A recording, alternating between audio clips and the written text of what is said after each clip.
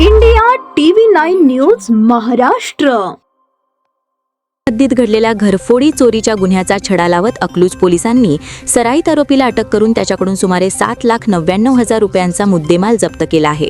या कारवाईमुळे परिसरातील घरफोडीच्या गुन्ह्यांना आळा बसण्यास मदत होणार असल्याचे पोलिसांनी सांगितले। अकलूज पोलीस ठाण्यात दाखल झालेल्या घरफोडी चोरीच्या गुन्ह्याचा तपास सुरू असताना पोलिसांनी विशेष पथक तयार करून संशयितांचा शोध सुरू केला होता। तपासादरम्यान मिळालेल्या गोपनीय माहितीच्या आधारे पोलिसांनी सचिन उर्फ भीमण मच्छिंद्र मोरे वय 20 माळशिरस जिल्हा सोलापूर याला ताब्यात घेतले। पोलिसी चौकशीत आरोपीने घरफोडी केल्याची कबुली दिली।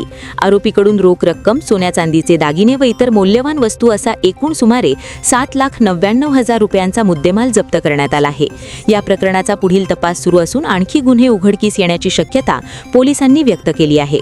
दरम्यान तपासात आरोपीवर यापूर्वीही अकलूज व माळशिरस पोलीस ठाण्यांमध्ये घरफोडीचे अनेक गुन्हे दाखल असल्याचे निष्पन्न झाले आहे। त्यामुळे तो सराईत घरफोड्या असल्याचे समोर आले आहे।